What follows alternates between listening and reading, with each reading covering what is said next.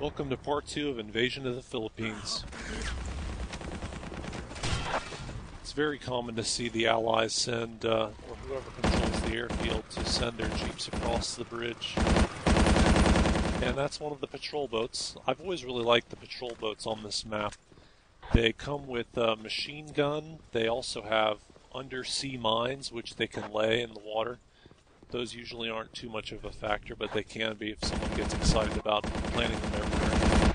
And the patrol boats also have torpedoes, which are very effective against other landing craft or patrol boats. But the torpedoes are particularly useful to use against the Japanese destroyer. The airplanes that have torpedoes seem to have bugged torpedoes for whatever reason. It's just very difficult to use them.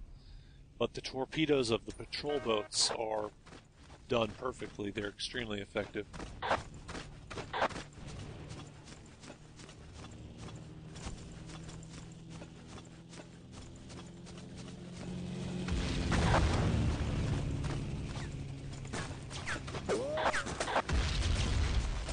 It's always kind of a tricky thing for either side to cross this bridge, though both sides have a very strong incentive to want to do so. The Japanese at the moment would love to get their hands on the aircraft, and the Americans would really like to drive the Japanese off of that northern island, because then they would have a really strong defensive position. The Japanese wouldn't be able to get over here unless they tried to make a beach landing.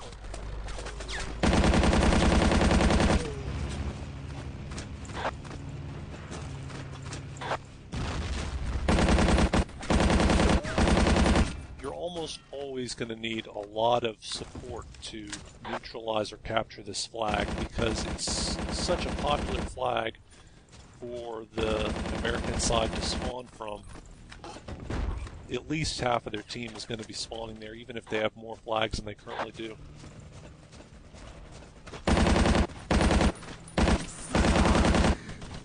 Another thing is that all of the Americans who want to play as an infantry, the guys who want to play as assaults or medics, they're all going to be spawning over this flag because they know they can get infantry action against the Japanese at the northern point.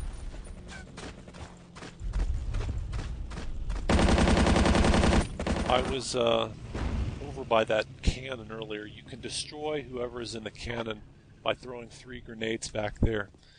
I guess I was out of grenades, so I only had 1 left, and I just kind of threw it in there to serve as a distraction, maybe make him stop using the cannon for a while.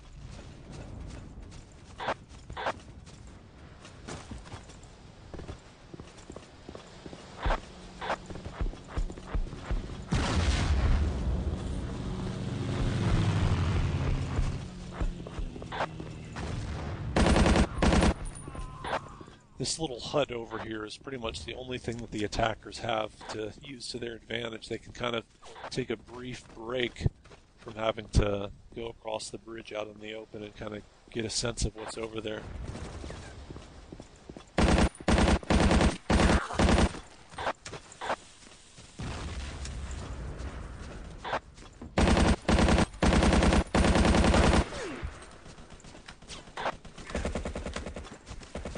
The difficulty when assaulting this flag is trying to take on the enemy one at a time. There's just so many of them, and there's a very strong likelihood that more than one is going to attack you. It's pretty hard to dodge fire from 2 people at once.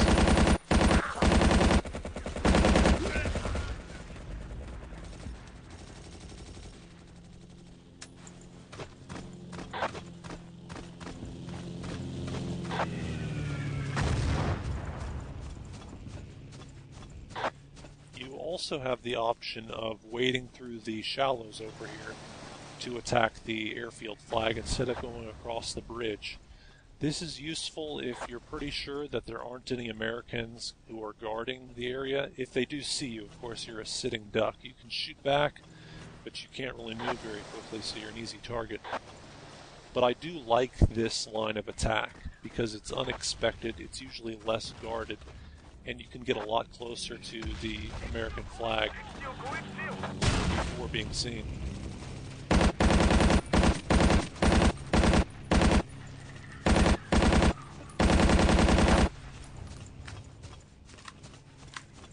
That sniper really used the tree to his advantage there.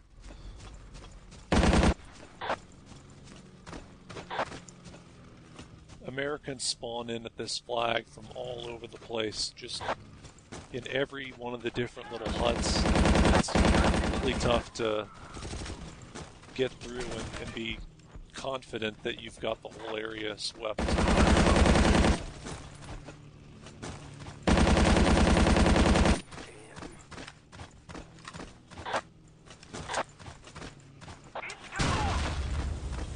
Alright, the Japanese have now managed to capture the airfield flag, and since we also hold the flag directly north of it, we should be in pretty good position here to hold on to the airfield flag for the duration.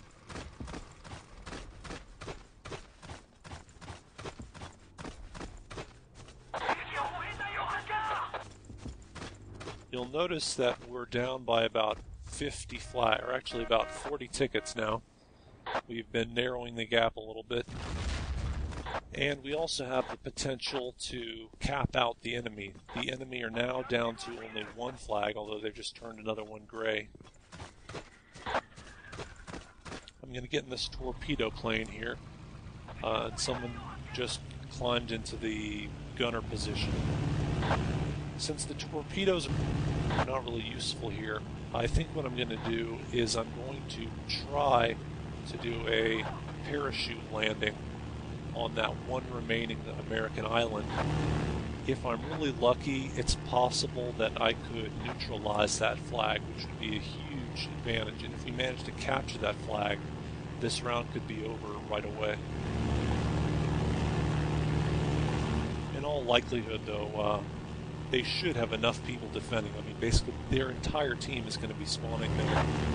But it's always worth the risk, which is just one ticket in your own life.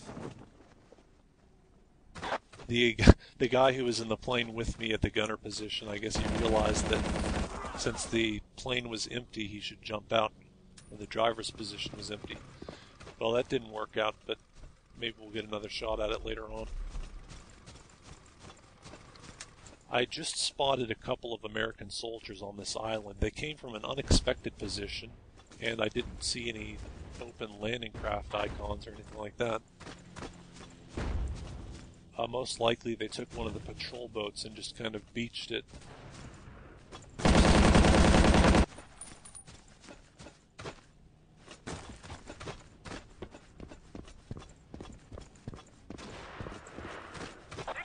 Still not exactly clear on how they got over here, but I guess they're all flushed out now.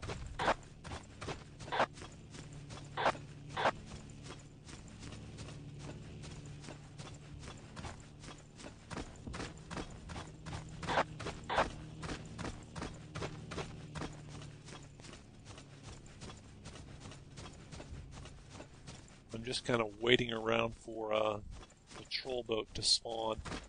The patrol boat spawns at this point at the airfield flag, at the harbor, U.S. Marine base, and the eastern flag. Pretty much everywhere spawns at least one patrol boat.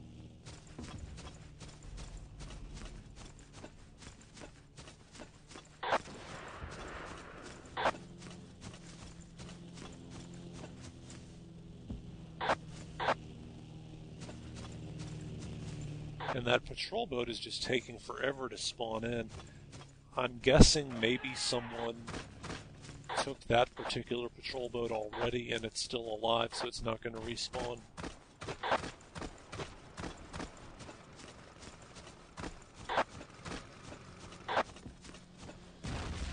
And there's some Americans over there trying to make a landing with the patrol boat.